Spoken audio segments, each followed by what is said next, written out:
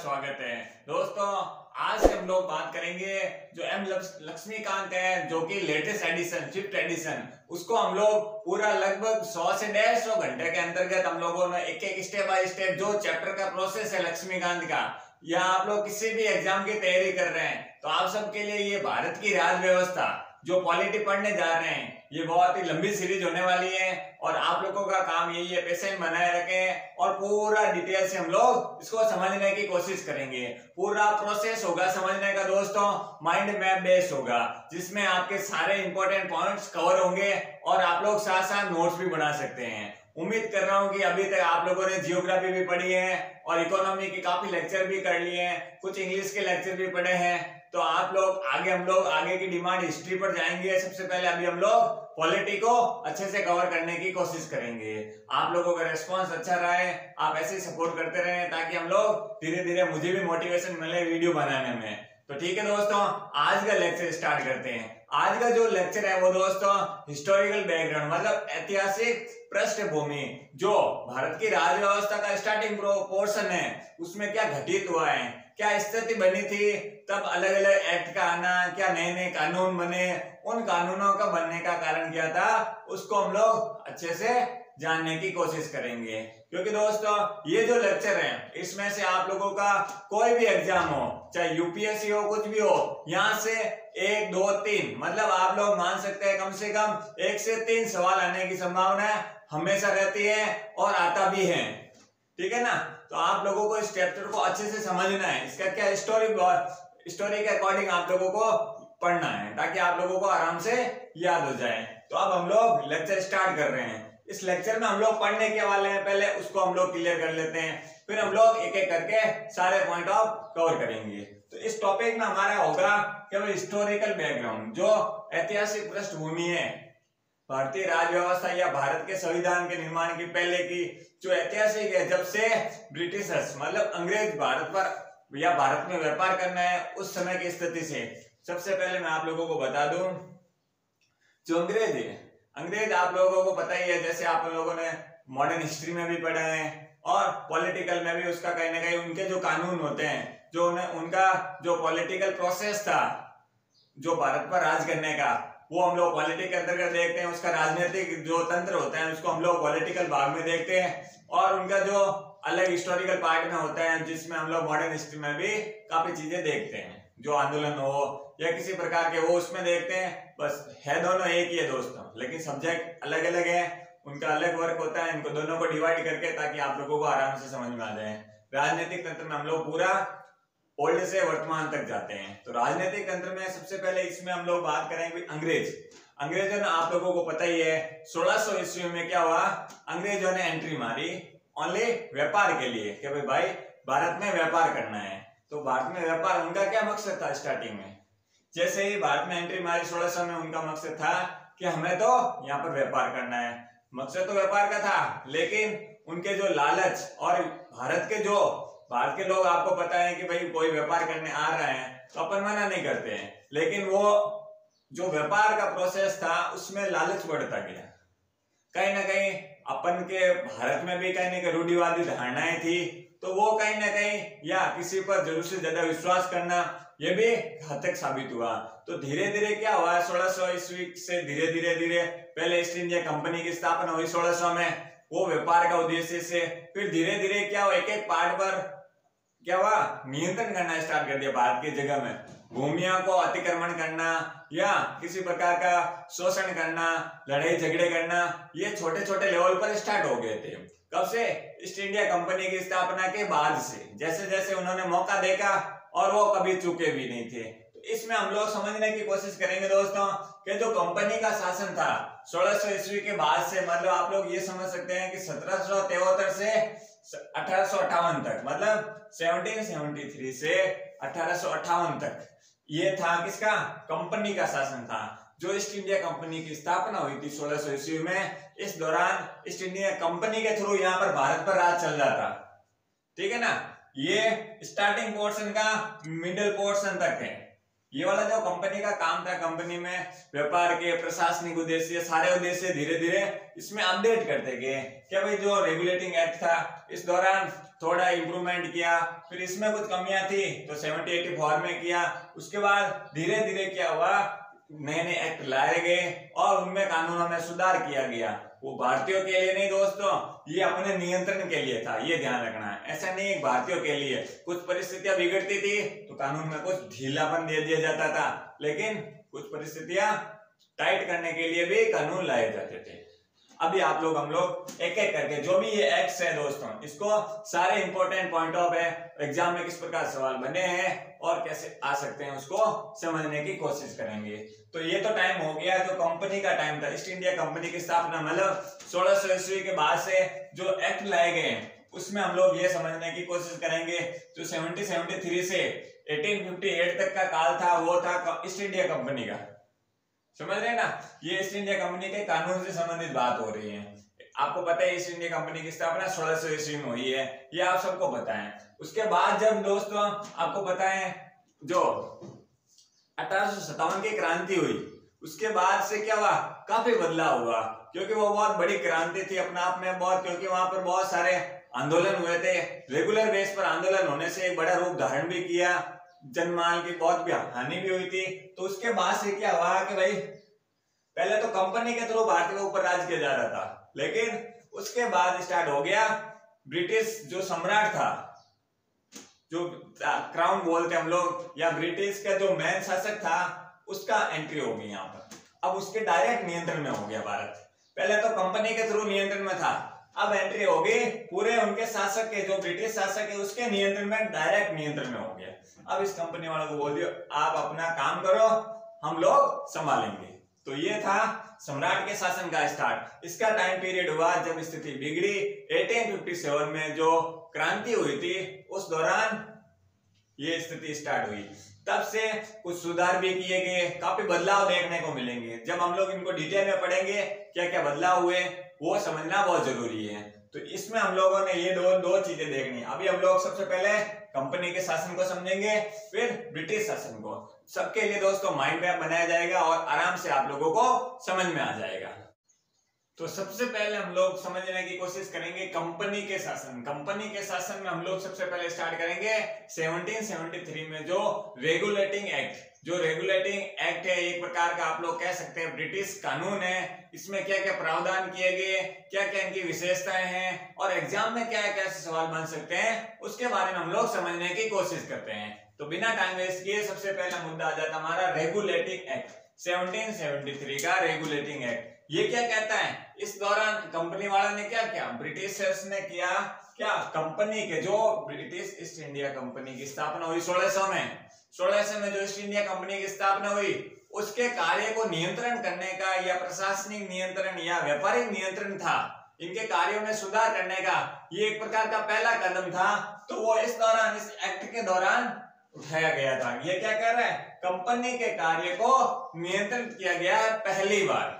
तो जैसे ही आपके सामने पहली बार शब्द आए तो इस लाइन को हाईलाइट कर लें, क्योंकि यूपीएससी हो या कोई भी एग्जाम हो तो पहली बार शब्द हमेशा ध्यान रखना। पहली बार और वर्तमान दो शब्द ऐसे होते हैं, चाहे आप कोई भी सब्जेक्ट पढ़ो, इन दोनों पर आप लोगों की स्पष्ट निगाहें होनी चाहिए, क्योंकि ये अपने आप में एक अलग वर्ड दिखा रहा है। पहली बार जो चीज हो रही है ना, वो अपने आप में यूनिक हो सकती है, अलग अलग प्रकार की अलग अलग विशेषताओं को हट के एक चीज बता सकती है।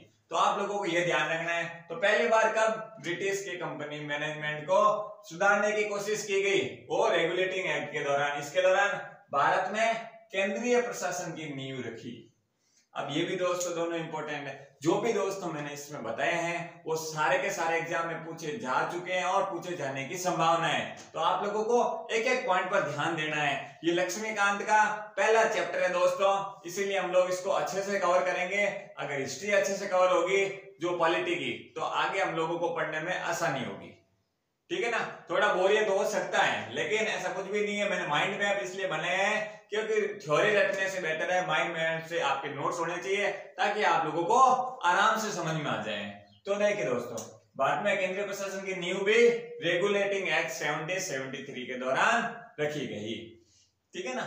अब आगे बढ़ते हैं, आगे क्या कह रहे हैं कि जो 1773 एक्ट है इनके मुख्य विशेषताएं क्या है। 1773 एक्ट मुख्य विशेषता में सबसे पहली विशेषता है बंगाल के गवर्नर को बंगाल का गवर्नर जनरल बदल दिया गया है। तो ये आप लोग समझ गए होंगे कि ये सवाल आप लोगों को पूछा जा चुका है। तो ये क्या कर रहा है, बंगाल के गवर्नर को बंगाल का गवर्नर जनरल शब्द यूज किया गया है। तो बंगाल का गवर्नर कब किया गया यूज, तो दोस्तों 1765 में 1665 में जो रॉबर्ट क्लाइव का टाइम था, तो उस दौरान बंगाल के गवर्नर शब्द का यूज किया गया। लेकिन 1773 एक्ट में बंगाल के गवर्नर को बंगाल का गवर्नर जनरल में बदल दिया गया। तो ये शब्द है दोस्तों, ये पोस्ट का नाम को थोड़ा परिवर्तित कर रहे हैं, ठीक है ना, पोस्ट के नाम को थोड़ा अपडेट करते हुए चल रहे हैं। अपने आने वाले कानूनों में आप लोगों को आगे और नए शब्द मिलेंगे, तो उसके बारे में भी हम लोग जानेंगे। आगे क्या कर रहे हैं, 1774 में कलकत्ता में सुप्रीम कोर्ट की स्थापना हुई। ये क्या कह रहा है, 1773 का रेगुलेटिंग एक्ट था, इसमें विशेषताओं में ये विशेषताएं दोस्तों इस एक्ट से जुड़ी हुई है। हम लोग अभी 1773 एक्ट को पढ़ने की कोशिश कर रहे हैं और इसकी महत्वपूर्ण विशेषताएं पढ़ रहे हैं। इस सब विशेषताओं का संबंध किससे है, जो अभी पढ़ रहे हैं इन विशेषताओं का संबंध है रेगुलेटिंग एक्ट 1773। इसमें क्या क्या हुआ वो चीज हम लोग पढ़ रहे हैं। तो उच्चतम न्यायालय जो सुप्रीम कोर्ट की स्थापना हुई किस रेगुलेटिंग एक्ट के दौरान हुई, 1773 रेगुलेटिंग एक्ट के दौरान। समझ रहे ना। इसमें अगर सदस्य की बात करें तो 1+3 का ये हो गया, एक मुख्य न्यायाधीश था और +3 सदस्य। तो ये आप लोग याद नहीं भी रखे हैं तब भी चलेगा। अगर वन लाइनर एग्जाम दे रहे हैं तो ये आप लोगों को ध्यान रखना था। टोटल 4 सदस्य थे, एक मुख्य था, 3 अदर थे, ठीक है ना। तो ये सुप्रीम कोर्ट की स्थापना भी 1773 एक्ट के तहत हुई। इसके अलावा प्रतिबंध लगा दिया गया। किन चीजों पर प्रतिबंध लगा दिया गया, तो कंपनी के जो कर्मचारी थे, जो ईस्ट इंडिया कंपनी के कर्मचारी थे, उन पर प्रतिबंध लगाया कि आप लोग निजी व्यापार, आप अपना प्राइवेट धंधा या निजी अपना अलग से धंधा नहीं कर सकते। तो ये प्रतिबंध किसमें लगाया गया, 1773 एक्ट रेगुलेटेड। तो ये आप लोगों को ध्यान रखना है। जो निजी व्यापार, ये निजी व्यापार का संबंध दोस्तों कंपनी के, जो ईस्ट इंडिया कंपनी में जो लोग कर्मचारी काम कर रहे थे उनको बताया गया कि आप लोग निजी धंधा या अपना प्राइवेट धंधा नहीं कर सकते। आगे क्या कह रहे हैं, भारतीय लोगों से उपहार लेना और रिश्वत लेना, इन दोनों पर भी प्रतिबंध लगा दिया गया। क्यों लगाया गया, क्योंकि कंपनी को या ब्रिटिशर्स को, गवर्नर को पता था कि इनका संबंध है जो अदर चीजों को बढ़ावा दे सकता है, नेगेटिव चीजों को बढ़ावा दे सकता है। आप लोग यदि रिश्वत से या किसी प्रकार का उपहार देकर, लोक लुभावन उपहार देकर आप अपना काम निकलवा देते हैं। आजकल तो हम लोग जनरल चीजें देख रहे हैं, समझ रहे हैं ना। आजकल हम लोग देख रहे हैं कि जिसे हम लोग जनरल शब्द यूज करते हैं सेटिंग में, कि मेरी वहां सेटिंग है, वहां है। तो आप लोग इस प्रकार की चीजों से इसका क्या इफेक्ट होता है, जो वहां का जो प्रॉपर मैनेजमेंट होता है उस पर इफेक्ट को रोकने के लिए प्रतिबंध लगाया गया। कंपनी के कर्मचारी को निजी व्यापार नहीं कर सकते, ना ही भारतीयों से किसी प्रकार का उपहार ले सकते हैं, ना ही रिश्वत ली जा सकती है, ताकि भ्रष्टाचार जो कंपनी के अंदर होने की संभावना है उसको खत्म किया जा सके। इसका मकसद यही था, ठीक है ना। अब आगे बढ़ रहे हैं। तो ये जो विशेषताएं थी दोस्तों, ये 1773 रेगुलेटिंग एक्ट के। अब आपका काम है इस प्रकार लिखें, इसी प्रकार अपने नोटबुक में लिखें। और जैसे आप लोगों को लगे एक अच्छा इंपॉर्टेंट पॉइंट और दिख रहा है कहीं, तो 3 लिखा है, 4 लिखकर आप लोग उसमें ऐड कर दीजिए। कोई अलग अलग बुक पढ़ने की जरूरत नहीं है बार बार, इससे कोई आप लोगों को कॉस्ट बेनिफिट नहीं होने वाला है। सोर्स एक रखिए, अपडेट करते रहिए। कुछ नई चीजें आप लोगों को टेस्ट सीरीज के माध्यम से मिले या किसी भी माध्यम से मिले तो आप लोगों को ध्यान रखना है, ठीक है ना। अब आगे बढ़ते हैं। Pet India act, pets India act है। अब इसमें क्या हुआ, अब 1773 के बाद में कौन सा एक्ट आया, इसमें इसको अपडेट भी किया, इसमें कुछ कानूनी सुधार थे उसको भी किया गया। कब, 1781 में। तो 1784 में जो एक्ट आया था उसका नाम था पेट्स इंडिया एक्ट। क्या नाम था, पेट्स इंडिया एक्ट था, वो नाम था इसका। तो इसमें क्या हुआ था, इसमें आप लोग नोट करेंगे, पेट्स इंडिया एक्ट में एक नई चीज थी। नई चीज में ये थी दोस्तों कि कंपनी के इसमें ये क्या कर रहे हैं, कंपनी के राजनीतिक और प्रशासनिक कार्यों को अलग किया गया। अब ये क्या कर रहे हैं, जो कंपनी थी ईस्ट इंडिया कंपनी, अभी किसका शासन चल रहा है हम लोग पढ़ रहे हैं, यही कंपनी है दोस्तों जो कंपनी का शासन चला था, जो भी 1773 से या कंपनी के शासन के स्टार्टिंग से ना 1858 तक जो स्वतंत्रता संग्राम हुआ था उसके बारे में हम लोग जानेंगे। तो ये क्या कर रहा है, पिट्स इंडिया है, इसकी विशेषताएं क्या है, तो इसमें एग्जाम से सीधा पूछा जा सकता है कंपनी के राजनीतिक और प्रशासनिक कार्यों को किस एक्ट के थ्रू अलग किया गया था, तो वो था पिट्स इंडिया एक्ट जो कि 1784 में लाया गया था। तो कंपनी के कार्यों को अब राजनीतिक जो पॉलिटिकल वर्क था राजनीति से संबंधित उसको अलग कर दिया, और प्रशासन के जो उनके वर्क नियंत्रण और मैनेजमेंट के लिए उसको अलग कर दिया गया। इससे क्या हो गया, उसमें और लेवल स्ट्रॉन्ग किया जा सके या किसी एक पर्टिकुलर या गवर्नर के ऊपर पूरा प्रेशर ना होकर एक टीम वर्क कर सके, जिससे उनके कार्य को बांटा गया ताकि सबकी समस्या हो या उसमें क्या सुधार किया जा सके वो सारी चीजें इनके सामने हो सके। समझ रहे हैं ना। आगे क्या कर रहे हैं, भारत में कंपनी के अधीन क्षेत्र को पहली बार ब्रिटिश अधिपत्य का क्षेत्र कहा। तो ये ध्यान रखना, पहली बार ये एक बार फिर शब्द आया है तो आप लोगों को ध्यान रखना है ब्रिटिश अधिपत्य का क्षेत्र का, तो कब का, पिट्स इंडिया एक्ट के टाइम ध्यान रखना है, बस इतना ही ध्यान रखना है कब का, पिट्स इंडिया एक्ट आया था 1784 में, उस दौरान कहा गया था। आगे क्या कर रहे हैं, ब्रिटिश सरकार को भारत में कंपनी के कार्य और उसके प्रशासन पर पूर्ण नियंत्रण प्रदान किया। तो ये भी अपना इंपॉर्टेंट है, जो ब्रिटिश सरकार का क्या प्लान था कि कंपनी के जो वर्क होते हैं उनके प्रशासन पर ब्रिटिश सरकार का नियंत्रण बढ़ता गया। ब्रिटिश तो अपने ब्रिटिश लोग थे, उनकी पर्सनल सरकार थी वो अलग थी, लेकिन यहाँ जो व्यापार करने के उद्देश्य से है वो कंपनी थी, कंपनी एक्ट के थ्रू या ब्रिटिश ईस्ट इंडिया कंपनी के थ्रू भारत में व्यापार को अब लगातार बढ़ा रहे थे, नए नए कानून बनाकर अलग अलग माध्यम से। ठीक है ना। तो ये आप लोगों को समझ में आ गया होगा। अभी तक हम लोगों ने रेगुलेटिंग एक्ट को समझा है, पिट्स इंडिया एक्ट को समझ लिया है, इसमें जो भी नए पॉइंट लगे वो आपको अपडेट करते जाना है और माइंड मैप हमेशा आपके सामने होना चाहिए। इसी प्रकार आप लोग माइंड मैप बना सकते हैं। अब आगे बढ़ते हैं। थर्ड एक्ट था इसी के कंपनी के शासन का 1793 में चार्टर एक्ट लाया गया था। ये जो एक्ट है एक प्रकार का कानून है, ये ध्यान रखना, जो कंपनी के द्वारा या ब्रिटिश सरकार द्वारा लाया गया एक कानून है। इसमें विभिन्न प्रावधान होते हैं जो कि भारत में व्यापार करने पर लागू किए जा रहे हैं, भारतीय लोगों पर भी अब धीरे धीरे लागू किए जा रहे हैं, क्योंकि अब कंपनी ब्रिटिश का नियंत्रण भारतीय लोगों पर हो चुका था, मतलब ब्रिटिश शासन आप लोग कह सकते हैं। ठीक है ना। इसने क्या किया, जो 1793 में चार्टर एक्ट लाया गया था, जो 1793 में चार्टर एक्ट लाया, इस दौरान एक प्रावधान किया, मुख्य प्रावधान था भारत के एकाधिकार को आगे 20 वर्ष, जो व्यापार के एकाधिकार को आगे 20 वर्षों के लिए बढ़ा दिया गया। तो ये कंपनी क्या कर रही है, जब जैसे ही एंट्री मारी कि भाई हम लोग 15 साल तक भारत में व्यापार करेंगे, जैसे ही 15 साल पूरे होने से पहले क्या कर रहे हैं, 10-15 साल और बढ़ा रहे हैं, कभी 20 साल। तो इस एक्ट 1793 में जैसे ही जो लास्ट टाइम जो प्रावधान किया गया है 15 साल ये वर्क हम लोग करेंगे व्यापार, अब वो उस व्यापार का टाइम पीरियड है जो कंपनी के लिए ब्रिटिश सरकार ने व्यापार के एकाधिकार को 20 वर्षों के लिए बढ़ा दिया है कि आप लोग 20 वर्ष, जो 1793 से आप लोग और आगे 20 साल व्यापार कर सकते हैं। ठीक है ना। तो ये आप लोगों को समझ में आ गया होगा। इस एक्ट में क्या व्यवस्था की गई कि बोर्ड ऑफ कंट्रोल के सदस्यों और उनके कर्मचारियों को भारतीय राजस्व से ही भुगतान किया जाएगा।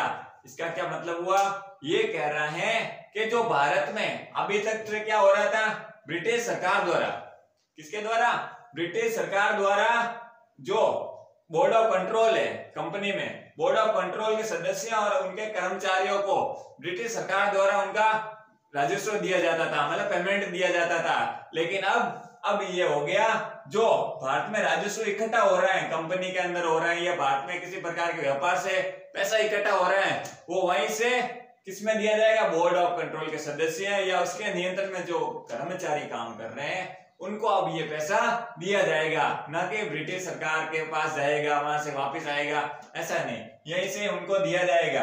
अब भारत को अंदर से खोखला करने की जो प्रोसेस थी वो बढ़ती जा रही थी, क्योंकि अब भारतीय राजस्व में जो भारत में उत्पादन हो रहा है, व्यापार हो रहा है, जो भी हो रहा है, यहीं से हम लोग, यहाँ जो बाहर के लोग यही काम कर रहे हैं उनको पैसा दिया जाएगा, ठीक है ना। तो ये आप लोगों को आराम से समझ में आ गया होगा। अब आगे बढ़ते हैं। आगे क्या हुआ था, 1813 का जो चार्टर एक्ट है, 1813 का चार्टर एक्ट है, इसके क्या मुख्य प्रावधान थे, ये कंपनी के शासन की बात चल रही है। अभी आगे हम लोग अभी जो ताज का ब्रिटिश काउंट का शासन था अधिनियम के थ्रू वो पढ़ेंगे, ठीक है ना। तो ये क्या कर रहा है, जो 1813 का चार्टर एक्ट था, इसमें क्या प्रावधान थे, इसमें थे कंपनी के व्यापार एकाधिकार को समाप्त किया गया। अब देखिए दोस्तों, अब व्यापार एकाधिकार को 20 वर्षों तक बढ़ा रहे थे अब तो, लेकिन अब ब्रिटिश सरकार ने क्या किया, कंपनी के जो ब्रिटिश ईस्ट इंडिया कंपनी थी इनके व्यापार एकाधिकार को समाप्त कर दिया, लेकिन चीन के साथ व्यापार और चाय के व्यापार को छोड़कर, ये ध्यान रखना, संपूर्ण रूप से समाप्त नहीं किया दोस्तों, इसमें वो आगे किया गया था, लेकिन इसमें कंपनी के मोस्ट ऑफ एकाधिकार को समाप्त किया और किसको छोड़कर, चीन के साथ व्यापार और चाय के व्यापार को छोड़कर पूरे कंपनी के व्यापार एकाधिकार को समाप्त कर दिया गया है। अब उनका एकाधिकार कंपनी का नहीं रहा है, कुछ दो चीजों पर रहा, जो कि चीन के साथ व्यापार और चाय के व्यापार पर। क्लियर हो गया। अब आगे बढ़ते हैं। इसी एक्ट के दौरान ईसाई मिशनरियों को भारत आकर बसने की अनुमति दे दी। ये लाइन आप लोगों को, ईसाई मिशनरियां थी, धर्म का प्रसार करते हैं, अलग अलग धार्मिक चीजों को एक दूसरे देशों से, एक देश से दूसरे देशों में प्रसार करते हैं, तो अब वो भारत में भी एंट्री करवा दी। समझ रहे, वो किस एक्ट के थ्रू हुआ, 1813 में। तो एक्ट में जो विशेषताएं हैं, तो आप लोगों को ये ध्यान रखना जरूरी है। सीधा पूछ लेते हैं, किस एक्ट के दौरान क्या, किस एक्ट की क्या विशेषताएं हैं। यूपीएससी हो तो 3 स्टेटमेंट बना दे ऐसे ही, तो समझ रहे ना। तो आप लोगों को यह ध्यान रखना है। इसके अलावा इस एक्ट के थ्रू, 1813 के थ्रू, पाश्चात्य संस्कृति, मतलब ये कह सकते हैं पश्चिमी शिक्षा, जो पाश्चात्य संस्कृति हम लोग यूज करते हैं, दूसरे देशों की संस्कृतियां अब भारत में एंट्री करनी स्टार्ट हो गई, भारत में उसका प्रसार होने लग गया। समझ रहे ना। तो वो भी इस एक्ट के थ्रू परमिशन दी गई कि अब आप लोग पाश्चात्य संस्कृति का प्रसार करने के लिए भारत में आकर उसका प्रसार कर सकते हैं। दूसरी संस्कृतियां जो भारत से हटके या दूसरे देशों की संस्कृतियां हैं, वो भारत में अब उसको बढ़ावा या उनको प्रसार करने का मौका मिल गया था। तो वो किस एक्ट के थ्रू हुआ, 1813 एक्ट के थ्रू हुआ, ठीक है ना। तो ये आप लोगों को समझ में आ गया होगा। उम्मीद कर रहा हूँ कि जो भी मैं चीज बता रहा हूँ आराम से समझ में आ रही होगी। आप लोगों का यही काम है, लाइक करें, शेयर करें, सब्सक्राइब करें, ताकि दोस्तों आपके लिए इतनी मेहनत की जा रही है, तो आप लोगों का यही है कि आप ज्यादा से ज्यादा शेयर करें, ताकि सारी चीजें आप लोगों के सामने अच्छे से कवर हो जाए। ये लंबी सीरीज चलेगी दोस्तों, ऐसा नहीं है कि 1-2 वीडियो बनाने के बाद बंद हो जाएगी, नहीं, जितने हो सकेंगे इसके सारे वीडियो कवर होंगे। आगे क्या कर रहे हैं, 1833 जो 1833 में चार्टर एक्ट आया था। 1813 के बाद में एक और चार्टर एक्ट आया था जो 1833 में, इसने क्या किया, इसमें प्रावधान किया गया बंगाल के गवर्नर जनरल को, किसको, बंगाल के गवर्नर जनरल को भारत का गवर्नर जनरल बना दिया गया। इसमें हम लोगों ने देखा बंगाल के गवर्नर को गवर्नर जनरल में बदल दिया, बंगाल के गवर्नर को गवर्नर जनरल में बदल दिया, जो कि पहले कौन थे, गवर्नर जनरल बंगाल के वॉरेन हेस्टिंग थे। लेकिन 1833 एक्ट के दौरान क्या किया, बंगाल के गवर्नर जनरल को उसका नाम बदलकर भारत का गवर्नर जनरल बना दिया गया।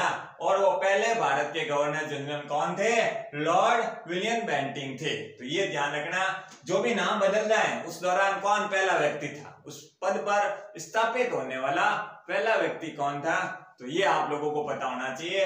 बंगाल के गवर्नर जनरल को क्या नाम बदल गया, भारत का गवर्नर जनरल, और भारत का प्रथम गवर्नर जनरल था लॉर्ड विलियम बेंटिंग था, ठीक है ना। तो ये आप लोगों को ध्यान रखना है। अब आगे बढ़ते हैं।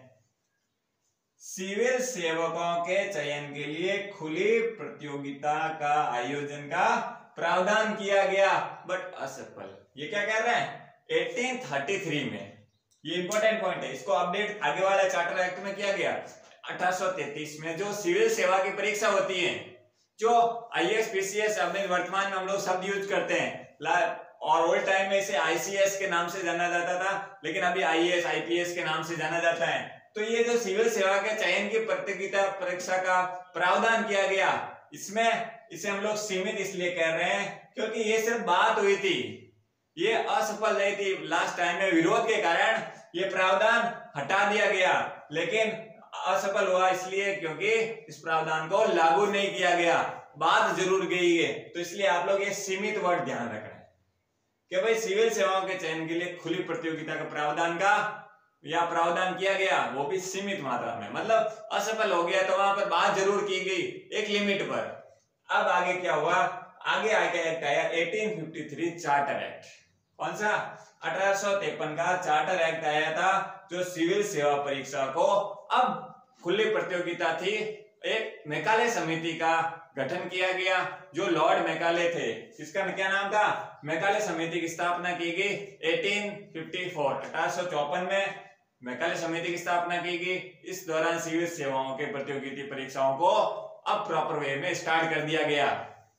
आगे क्या कर रहा है? गवर्नर जनरल में विधायी और प्रशासनिक कार्यों को पहली बार अलग किया, और फिर पहली बार शब्द आ गया।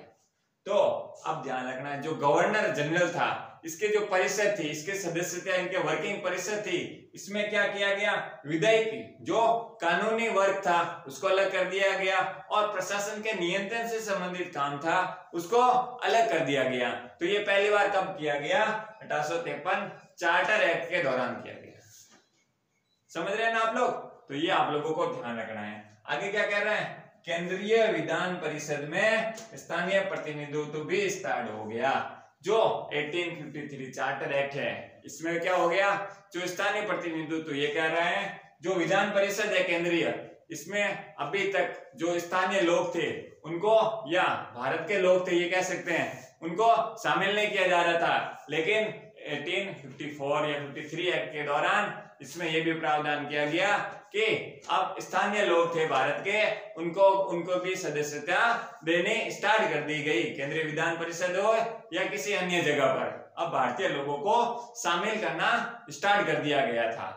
तो ये दोस्तों आप लोगों को आराम से समझ में आ गया होगा। इसमें हम लोगों ने जाना कंपनी का शासन, आराम से अच्छे तरीके से समझा कंपनी के शासन में क्या क्या विशेषताएं हैं, किस प्रकार आप लोगों को ध्यान रखना है। तो ये सारी चीजें इसमें हम लोगों ने सारे एक्ट पढ़ लिए, अलग से कुछ भी पढ़ने की जरूरत नहीं है। कोई भी नया पॉइंट लगे आप सीधा डैश करके उसमें ऐड कर दीजिए, ठीक है ना। तो ये आप लोगों को आराम से समझ में आ गया होगा।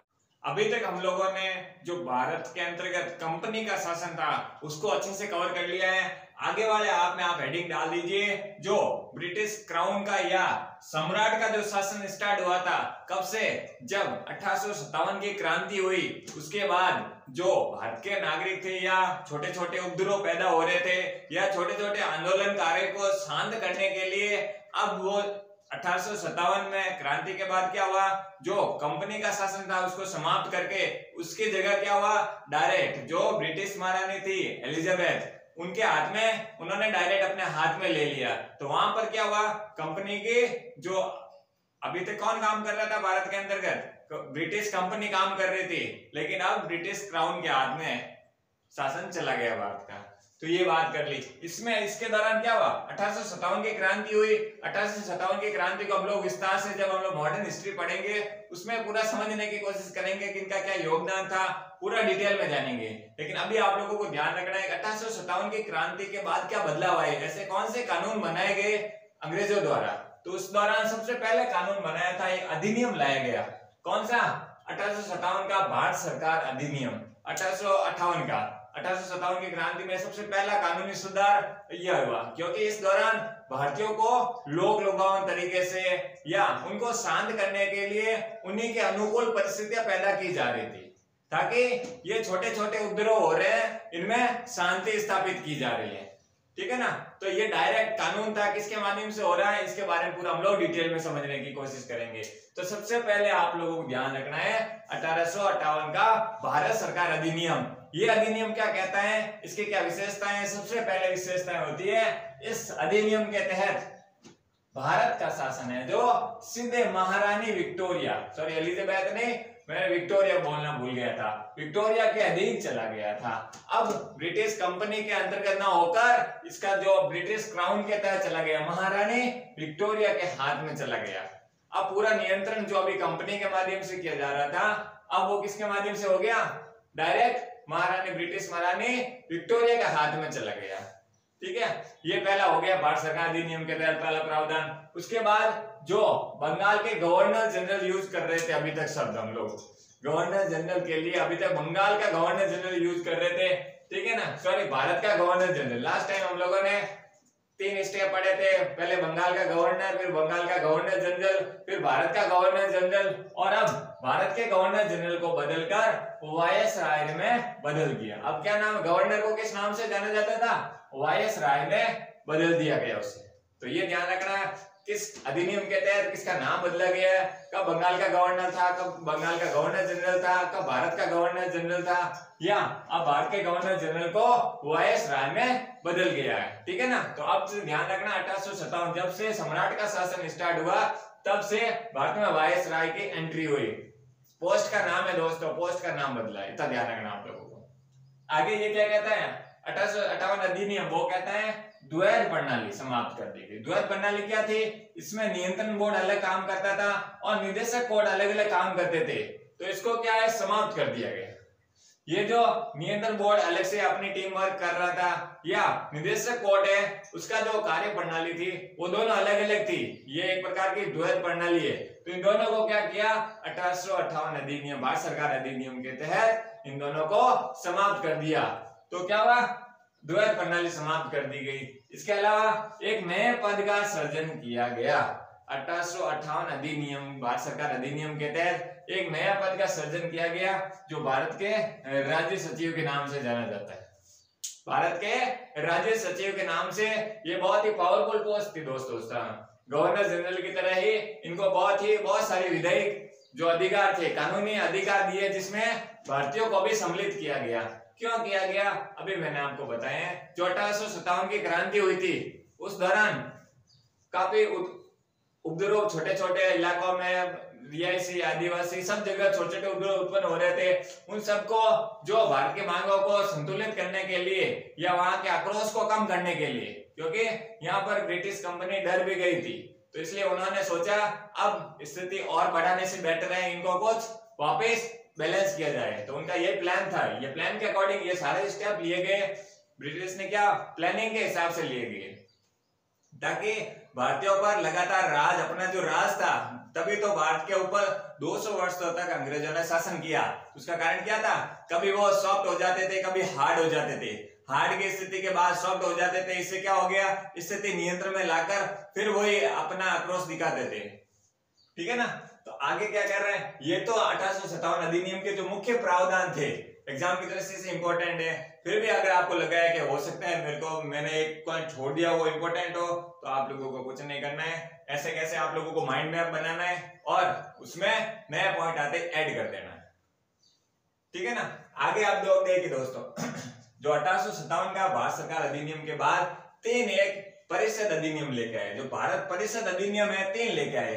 एक था 1861 परिषद अधिनियम, एक था 1892 और एक 1909 भारत परिषद अधिनियम, जो स्थिति को और बैलेंस और नियंत्रित करने के लिए, मैनेजमेंट को स्ट्रॉन्ग करने के लिए, जो कमियां थी उसको पूरा करने के लिए ये 3 परिषद अधिनियम लेके आए थे। कौन कौन सा, 1861 का भारत परिषद अधिनियम, 1992 का भारत परिषद अधिनियम और 1909 का भारत परिषद अधिनियम। ये 3 अधिनियम लेके आए थे ये सारी चीजें बैलेंस करने के लिए, समझ रहे ना। तो सबसे पहले अधिनियम में इन तीनों की विशेषताएं और एग्जाम पॉइंट ऑफ व्यू से सारे इंपॉर्टेंट फैक्ट्स कवर करने की कोशिश करेंगे। तो सबसे पहला पॉइंट देखते हैं 1861 अधिनियम का। इसके अंतर्गत क्या था, कानून बनाने की प्रक्रिया में भारतीय प्रतिनिधियों की शुरुआत हुई। अब ये क्या कह रहे हैं, जो यह अधिनियम लाया गया 1861 में, इस दौरान क्या हुआ, इससे पहले क्या हो रहा था, जो ब्रिटिश के द्वारा या अंग्रेजों के द्वारा कमेटी के अंतर्गत या किसी प्रकार के कानून बनाते थे तो वो भारतीय लोगों को शामिल नहीं करते थे, समझ रहे ना। लेकिन 1861 के जो परिषद अधिनियम है इसके अंतर्गत भारतीयों को अब धीरे धीरे शामिल करना स्टार्ट किया गया। कोई भी कानूनी अगर कोई स्टेप लिया जाता था तो अब भारतीयों को शामिल किया जाता है। तो उस दौरान किनको शामिल किया गया, बनारस के राजा, पटियाला के महाराजा और सर दिनकर राव को विधान परिषद में मनोनीत किया गया। अब मनोनीत और निर्वाचित इन दोनों को हम लोग आगे इलेक्शन कमीशन का या पार्लियामेंट जब पढ़ेंगे तो उसमें मनोनीत क्या होता है, निर्वाचित क्या होता है। तो मनोनीत का मतलब ये हो गया दोस्तों, किसी के द्वारा निर्वाचित नहीं था, मनोनीत था, समझ रहे ना। ये निर्वाचन के प्रोसेस से नहीं लाया गया, ये डायरेक्ट जो कुछ मनोनीत करने का प्रोसेस होता है उसी स्टेप के माध्यम से इनको मनोनीत किया गया है। जब हम लोग पार्लियामेंट पढ़ेंगे तो उसमें अच्छे से समझने की कोशिश करेंगे। क्लियर है ना। अब आगे देखते हैं, पुनः विकेंद्रीकरण की शुरुआत। ये क्या कर रहा है, 1861 में भारत परिषद अधिनियम था, इस तरह पुनः विकेंद्रीकरण मतलब अभी तक ब्रिटिश का क्या प्लान था, या ब्रिटिश की जो ईस्ट इंडिया कंपनी थी इन्होंने कोशिश की कि सारे पर एक नियंत्रण स्थापित कर लिया जाए। जैसे मद्रास या बंगाल के इलाकों को एक केंद्रीकरण की भूमिका, मतलब उनका जो फोकस था ब्रिटिश ईस्ट इंडिया कंपनी का, जो शुरुआती ब्रिटिश शासन था, शुरुआती मतलब जो हम लोगों ने 1773 रेगुलेटिंग एक्ट से या लास्ट टाइम हम लोगों ने कहा था पहुंचे थे 1853 वाला चार्टर एक्ट तक देखेंगे तो वहां पर क्या है, ज्यादा से ज्यादा केंद्रीकरण, मतलब एक केंद्रीकरण में फोकस किया जा रहा है। लेकिन इस स्थिति में 1860 भारत परिषद अधिनियम के दौरान इन दोनों को क्या कर दिया गया, अब विकेंद्रीकरण का प्रोसेस कर दिया गया। मतलब मद्रास और बंबई को उनकी विधायक शक्तियां पुनः लौटा दी गई। इससे पहले क्या किया जा रहा था, उनका केंद्रीकरण, मतलब एक शक्ति के हाथ में बहुत सारे स्टेट या बहुत सारे लोकेशन को डालना।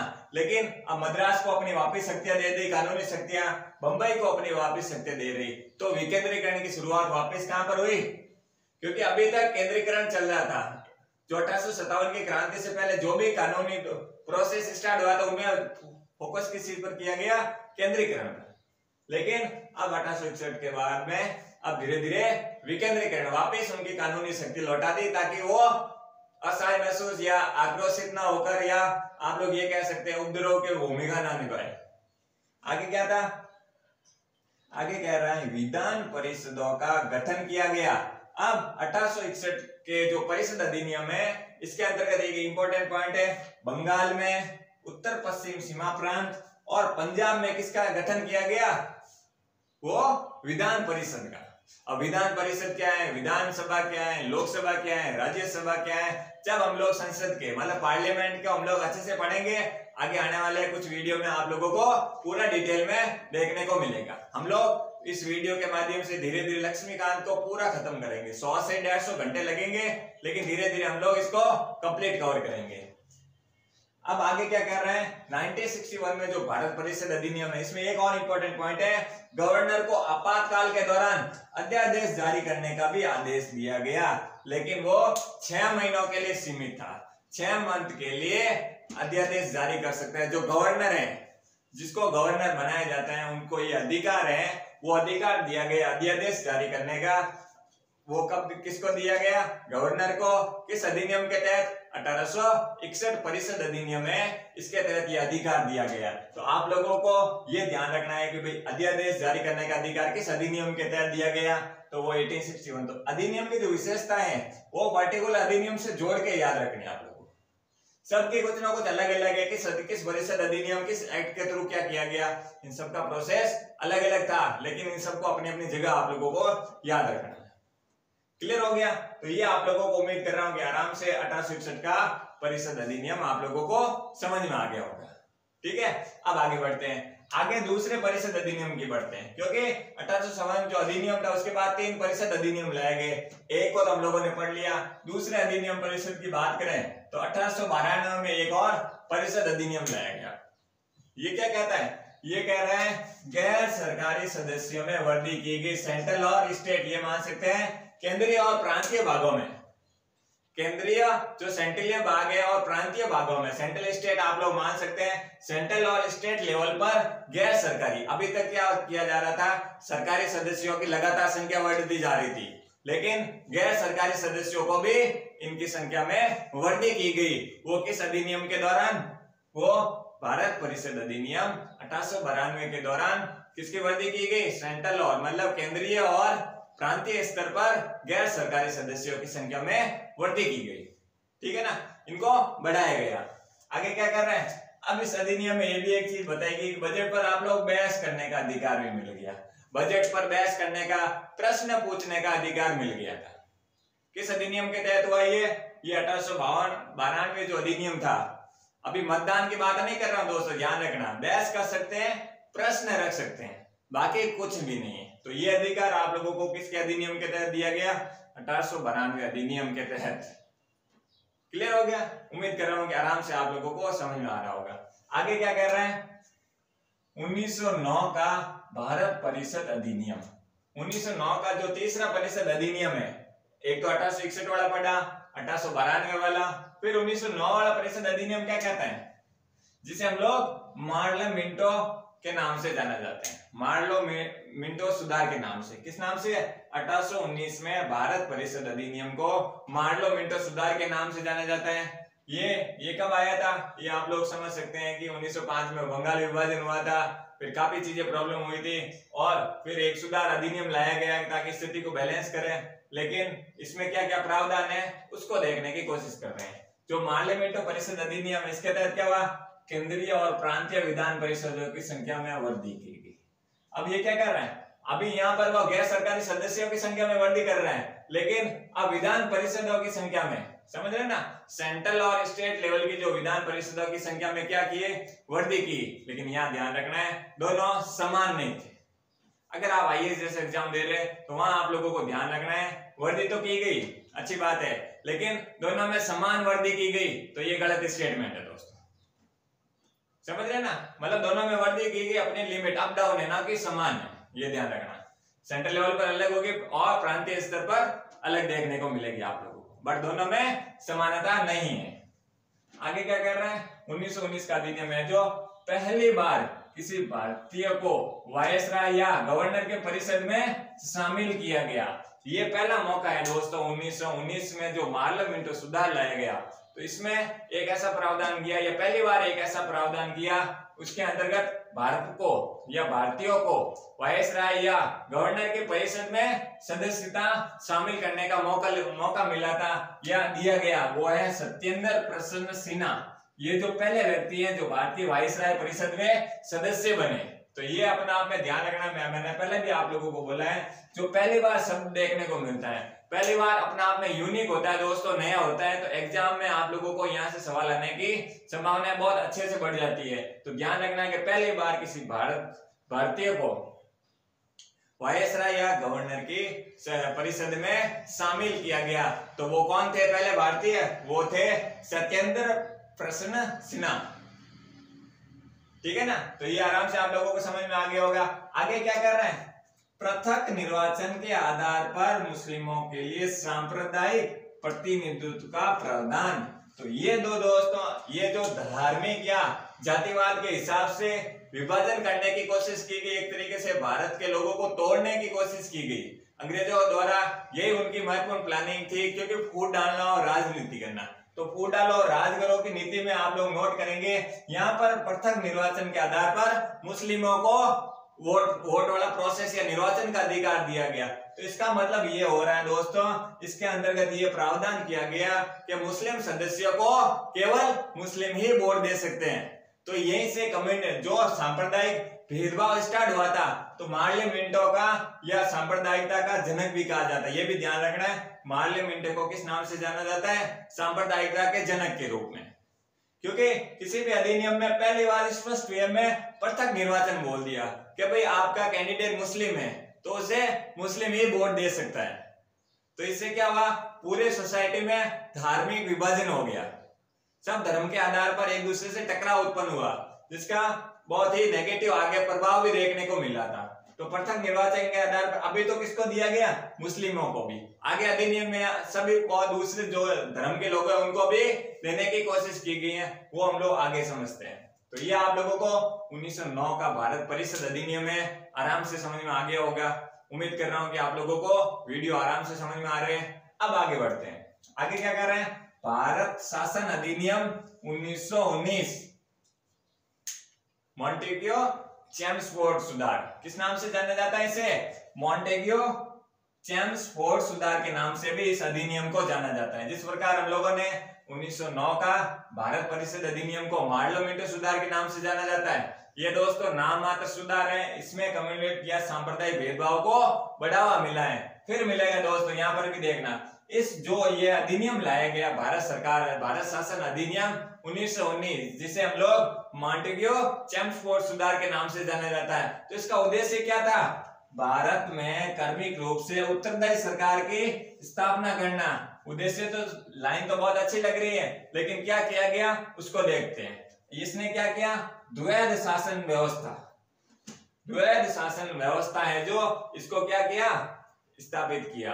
द्वैध शासन का मतलब हुआ गवर्नर के, एक तो गवर्नर को डायरेक्ट हाथ में काम दे दिया, जो हस्तांतरित जो विषय था या हस्तांतरित रिलेटेड जो भी जोन थे वो दे दिए गवर्नर से रिलेटेड, और गवर्नर के परिषद को या अन्य जो परिषद थी उसको आरक्षित में डाल दिया। तो इसमें क्या किया, गवर्नर के कार्य को विभाजित कर दिया गया।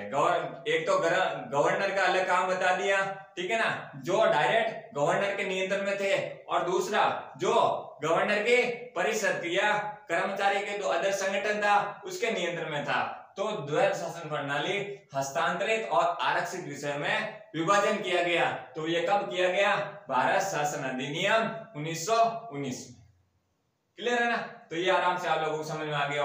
अब आगे बढ़ते हैं, पहली बार देश में द्विसदनीय व्यवस्था, पहली बार देश में क्या हो रहा है, द्विसदनीय। अब पहली बार ये सब फिर आ गया दोस्तों, ये भी ध्यान रखना है, जो पहली बार आया है तो अपने आप में अलग है और इंपॉर्टेंट एग्जाम की दृष्टि से बढ़ जाती है। तो पहली बार देश में क्या हो, द्विसदन, मतलब दो सदनों की व्यवस्था की गई, तो वो थी लोकसभा और राज्यसभा। जो भी हम लोग आज भी हमारे लोकसभा और राज्यसभा की जो सदनों की व्यवस्था है, तो ये पहली बार जो व्यवस्था की गई 1919 के अधिनियम के तहत प्रावधान किया गया लोकसभा और राज्यसभा। क्लियर हो गया। आगे क्या है, सांप्रदायिक आधार को बढ़ाया गया था। 1909 में जो मार्लिया-मिंटो सुधार हुआ था, इसमें मुस्लिमों को पृथक निर्वाचन के आधार पर विभाजित किया, लेकिन 1919 में इसको और बढ़ा दिया गया। अब सिखों को भी सांप्रदायिक के आधार पर निर्वाचन को बढ़ावा दिया, भारतीय ईसाइयों को भी अलग कर दिया, आंग्ल भारतीयों को भी अलग कर दिया, और यूरोपियों के लिए भी अलग कर दिया। अब ऐसा सिस्टम हो गया, अगर आप सिख हैं, आपका सदस्य कैंडिडेट सिख है, तो सिख को ही वोट दे सकता है। मतलब आपका कैंडिडेट जिस रिलीजन से संबंधित है, आप उसी को ही वोट दे सकते हैं। तो ये प्रावधान करके फूट डालो और राज करो वाली नीति को और बढ़ावा दिया गया, और आपस में सब अलग हो गए धार्मिक रिलीजन के हिसाब से। समझ रहे हैं ना, तो ये आराम से आप लोगों को समझ में आ गया होगा। इसके अंतर्गत हम लोगों ने पढ़ लिया है 1858, 1861, 1892 और 1909, और कौन सा, भारत शासन अधिनियम 1919। अंत में अगर बात करें तो हम लोग बात करने वाले हैं भारत शासन अधिनियम 1935 और भारतीय स्वतंत्रता अधिनियम 1947 के बारे में, इनकी क्या मुख्य विशेषताएं रही। इसके दौरान ही हम लोगों का जो लक्ष्मीकांत का, जो एम लक्ष्मीकांत का लेटेस्ट एडिशन है, उसका पहला चैप्टर खत्म हो जाएगा। तो ठीक है दोस्तों, अब कंटिन्यू रखते हैं आगे। इस स्टेप में हम लोग देखते हैं भारत शासन अधिनियम 1935। 1935 क्या कह रहा है, यह एक लंबा और विस्तृत दस्तावेज था। ये कहना चाहता है अभी तक के जितने भी अधिनियम हुए थे उनके कंपैरेटिवली ये सबसे बड़ा और सबसे विस्तृत था। तो ये क्या कह रहा है, क्यों था, क्योंकि इसमें 321 धाराएं थी और 10 अनुसूचियां थी। तो ये भी आप लोगों को ध्यान रखना है। बड़ा तो है, क्योंकि बड़ा होने का कारण होता है कि इसमें बहुत सारे प्रावधान थे, बहुत सारे रूल्स बनाए गए, तो वो सारे इसमें थे। क्लियर हो गया। आगे क्या कह रहा है, अखिल भारतीय संघ की स्थापना की गई। तो आप लोगों को क्या है ना, इससे रिलेटेड सीधा पूछ लेते हैं, अखिल भारतीय संघ की स्थापना किस अधिनियम के दौरान की गई? तो वो कौन सा अधिनियम था? भारत शासन अधिनियम 1935 के दौरान अखिल भारतीय संघ की स्थापना की गई। क्लियर हो गया? ये आराम से आप लोगों को समझ में आ गया होगा। आगे क्या कर रहे हैं? प्रांतों में द्वैध शासन प्रणाली समाप्त कर दी गई। अभी तक जो 1919 में द्वैध शासन प्रणाली स्टार्ट की गई, जो पहले से भी कुछ समय पहले चल रही थी, तो इसको क्या किया? प्रांतीय स्तर पर, आप लोग लेटेस्ट भाषा में बोल रहे हैं, जो स्टेट लेवल पर, प्रांतीय स्तर का मतलब आप लोग थोड़ा अंडरस्टैंडिंग के लिए स्टेट लेवल पर, सेंट्रल लेवल थोड़ा बड़ा हो जाता है और सेंट्रल से छोटा होता है, दिस स्टेट लेवल कह सकते हैं। तो प्रांतीय स्तर पर द्वैध शासन प्रणाली को अब समाप्त कर दिया गया। तो आपके सामने अगर जैसे ही आ जाए कि द्वैध शासन प्रणाली को कब समाप्त किया गया, तो 1935 अधिनियम के दौरान। ठीक है ना? तो ये आप लोगों को आराम से समझ में आ गया होगा। आगे क्या कर रहे हैं? प्रांतों में तो समाप्त कर दिया, लेकिन केंद्र में द्वैध शासन प्रणाली स्टार्ट कर दी। अब ये उल्टा रिवर्स सवाल हो रहा है। एक जगह प्रांतीय स्तर पर क्या हो रहा है? किसके? द्वैध शासन प्रणाली की समाप्ति हो रही है, और दूसरी तरफ क्या हो रहा है? दूसरी तरफ है जो केंद्रीय स्तर पर। अब ये भी स्टार्टिंग पॉइंट हुआ, ये एंडिंग पॉइंट हुआ। द्वैध शासन के प्रांतीय स्तर पर समाप्ति कब हुई? 1935 अधिनियम। और केंद्र में द्वैध शासन प्रणाली कब स्टार्ट हुई? 1935 अधिनियम। ठीक है ना? 35 अधिनियम के दौरान इसकी एंडिंग भी हुई और स्टार्टिंग भी हुई, दोनों का जगह बदल गई। जो प्रांतीय स्तर पर था वहां समाप्ति और केंद्रीय स्तर पर शुरुआत। ठीक है? आगे क्या कर रहा है? 11 राज्यों में द्विसदनीय व्यवस्था। 11 ऐसे स्टेट थे, ठीक है ना, जिसमें मुंबई, बंगाल, मद्रास ये भी शामिल थे। तो ऐसे स्टेट थे जहां पर क्या? द्विसदनीय मतलब 2 सदन की व्यवस्था की गई, जिसमें विधानसभा और विधान परिषद जिसे कहा गया। तो द्विसदनीय व्यवस्था 1935 अधिनियम के दौरान 11 राज्यों में स्टार्ट हुई। ठीक है ना? और द्विसदनीय का मतलब विधानसभा और विधान परिषद का प्रावधान। ये 2 सदन हो गए, विधानसभा और विधान परिषद। क्लियर हो गया? अब देखिए आगे क्या कह रहे हैं। दलित जातियों, महिलाओं और मजदूर वर्ग के लिए अलग से निर्वाचन व्यवस्था स्टार्ट कर दी गई। अब ये क्या कर रहे हैं? अभी हम लोगों ने पिछले अभी कुछ मिनट पहले ही बात करें तो हम लोगों ने 1909 में मुस्लिमों को पृथक निर्वाचन आधार दिया। ठीक है? 1919 में जो मांडेंगो चर्चफोर्ड सिद्धांत था या सुधार आयोग था, उसके दौरान मुस्लिमों के अलावा सिखों को भी दी गई, आंग्ल भारतीयों को भी दी गई। ठीक है ना? इसके अलावा यूरोपियों को भी पृथक निर्वाचन के आधार पर व्यवस्था की गई। अब 1909 में थोड़ा हुआ, 1919 में अधिनियम के दौरान थोड़ा विस्तार हुआ, और 1935 अधिनियम के बाद इसको और बढ़ा दिया गया, जिसमें दलित जातियों का भी विस्तार किया गया। मतलब दलित जातियों के लिए भी, महिलाओं के लिए भी और मजदूर वर्ग के लिए भी पृथक निर्वाचन प्रणाली। इसका मतलब ये है, अगर आप मजदूर वर्ग से हैं तो आपका कैंडिडेट मजदूर वर्ग है, तो आप लोग उन्हीं को ही वोट दे सकते हैं। समझ रहे ना? महिलाएं महिलाओं को दे सकती हैं, दलित जातियों के उनके जो मुखिया है, जो निर्वाचन जो सदस्य हैं, उनके लिए वो। ठीक है ना? तो ये इसमें हम लोगों ने 1935 में मुख्य जानकारी थी वो बता दी। इसके अलावा आप लोगों को कोई भी नया पॉइंट मिले वो इसमें ऐड करते जाइए और आप लोगों के कंप्लीट सेपरेट नोट्स बन जाएंगे। क्लियर हो गया? अब आगे बढ़ते हैं। अब आगे आज का अंतिम पॉइंट है वो है भारतीय स्वतंत्रता अधिनियम। अब हमारे भारत के या भारत स्वतंत्र होने वाला है। अब हम लोग एक भारत है जो चैन की सांस लेने वाला है 200 साल बाद। उससे पहले था नहीं था, लेकिन अंग्रेजों का 200 साल से अधिक शासन था। अब इसमें शांति आने वाली है। इसमें क्या क्या प्रावधान हो रहे हैं, कौन कौन शामिल था, उसके बारे में बात करते हैं। आगे क्या कर रहे हैं? भारतीय स्वतंत्रता अधिनियम 1947 क्या कर रहे हैं? ब्रिटिश पीएम जो ब्रिटेन के प्रधानमंत्री हैं, कौन? क्लीमेंट एटली ने एक घोषणा की कि 30 जून 1947 को ब्रिटिश शासन समाप्त हो जाएगा। ये क्या कह रहे हैं? 30 जून 1947। इसने एक टाइमलाइन स्टार्ट की जिसमें ब्रिटिश शासन को समाप्त करने की घोषणा की गई थी। तो ये भी आप लोगों को ध्यान रखना है। जो ब्रिटिश पीएम है कौन, क्लीमेंट एटली, इन्होंने क्या कहा, इन्होंने कहा 30 जून 1947 को भारत स्वतंत्र हो जाएगा।